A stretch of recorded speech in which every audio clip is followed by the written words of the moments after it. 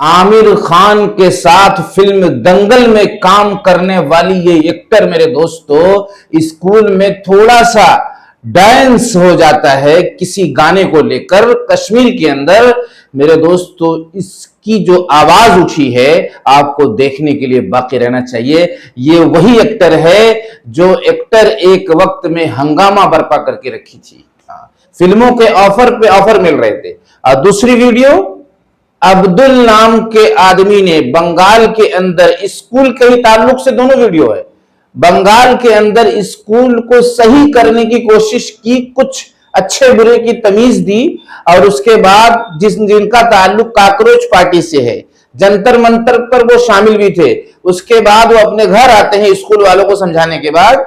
उसके बाद कुछ भाजपा के लोग पहुंचते हैं और अब्दुल पर हमला कर देते हैं। और अब्दुल पर जब हमला करते हैं तो उनके वालिद साहब को निकल कर आना पड़ता है। वो बीच में आते हैं रोक रोकाव करने के लिए, लेकिन वो जो लोग गए हुए थे वो अब्दुल के वालिद पर हमला कर देते हैं। और हमला इतना जोरदार होता है, स्कूल की शिक्षा को सही करने के लिए ये कोशिश कर रहे थे, कुछ ऐसे गुनाह नहीं किए थे, कोई ऐसा जुर्म नहीं किया था, जिसके नतीजे में अब्दुल के वालिद की मौत हो जाती है। हाँ मेरे दोस्तों, ये दोनों अपडेट आप तक आज पहुंचाएंगे। दोनों ही अपडेट बहुत ही खास है, इसलिए कि जायरा वसीम एक वक्त था कि फिल्मों के ऑफर आने पर उसने ठुकरा कर इस्लामी जिंदगी को, हिदायत याफ्ता जिंदगी को, पर्दे वाली जिंदगी को पसंद किया। आखिर कौन सी ऐसी बात थी जो उसके दिल में घर कर गई मेरे दोस्तों? इसलिए आपको किसी कीमत पर बाकी रहने की कोशिश करना चाहिए। और अब्दुल के वालिद का जो इंतकाल हुआ है, जो हत्या हुई है, उसके ताल्लुक से काकरोच जनता पार्टी बहुत बड़ी धमकी देते हुए उनके घर पहुंचने वाली है या पहुंच भी गई होगी मेरे दोस्तों, जिसको हम इनकी जुबानी सुनवाएंगे। आप सुनिए। और ये धमकी दे रहे हैं कि इनकी मौत के बाद हमारा ये सिलसिला रुकने वाला नहीं, हम डरने वाले नहीं हैं। और उसके बाद इतनी बड़ी कार्रवाई की मांग कर दी है कि जिन लोगों ने मारा है, अब आप जरा सुनिए इनकी जुबान से, उसके बाद फिर दूसरी वीडियो पर आते हैं। जायरा वसीम वाली वीडियो बहुत खास है। ये कमजोर ईमान वाली बच्चियों को, जो बच्चियां मुर्तद हो रही हैं, भाग रही हैं, इस्लाम से फिर रही हैं, नाच गानों में मुलविस हैं, आज उनके एहसास का जरिया बनेगी जायरा वसीम। हमने क्या लड़ाई लड़ी? स्कूल ठीक करने की लड़ाई लड़ी। हम चाहते थे कि इस देश के सभी स्कूल ठीक हों। लेकिन भाजपा की तरफ से क्या हुआ? भाजपा की तरफ से गुंडागर्दी की गई, मारपीट की गई।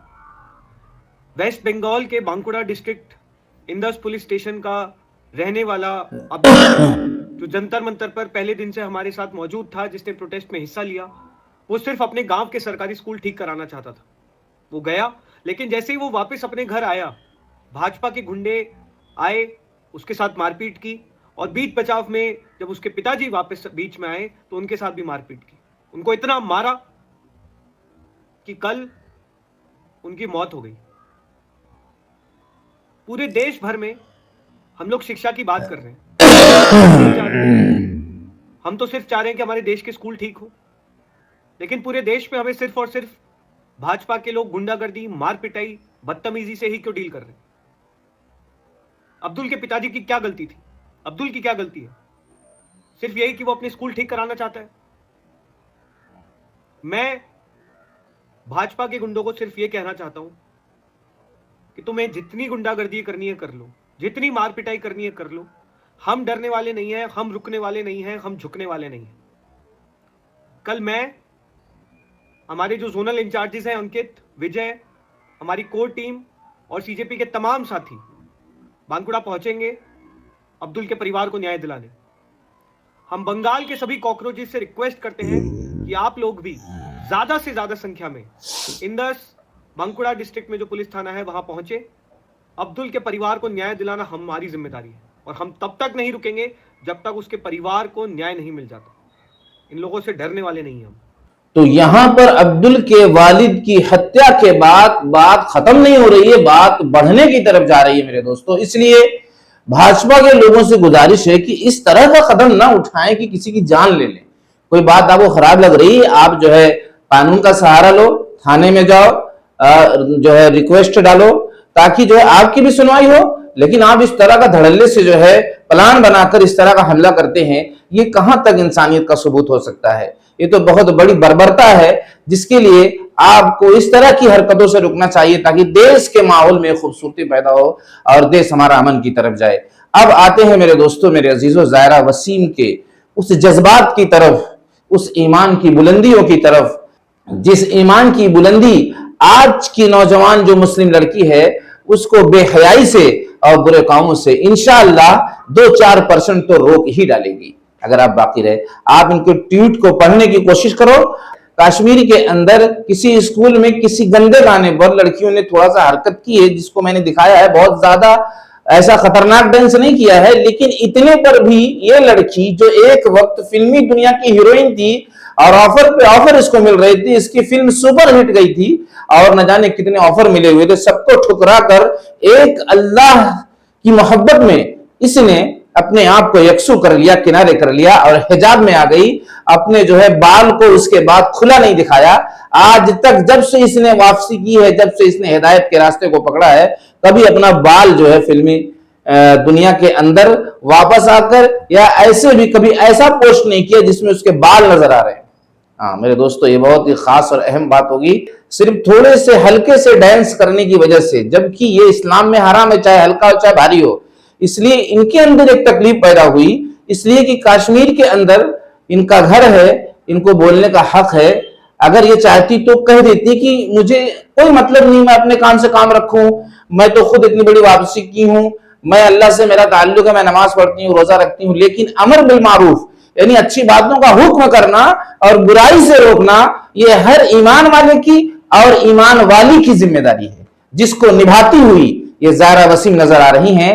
आजकल की नौजवान बच्चियों के लिए बहुत बड़ी इबरत का मकाम है ये बात जो उन्होंने ट्वीट किया है, और उन औरतों के लिए भी बहुत बड़ी इबरत का मकाम है जो औरतें अपनी इबादत पर मुतमईन हैं, अपने नमाज रोजे और तिलावत पर मुतमईन हैं। बस पड़ोस क्या कर रहा है, हमारे गांव में क्या हो रहा है, हमारे इलाके में क्या हो रहा है, कितनी बुराई आम है, इसका जिम्मेदार कौन है?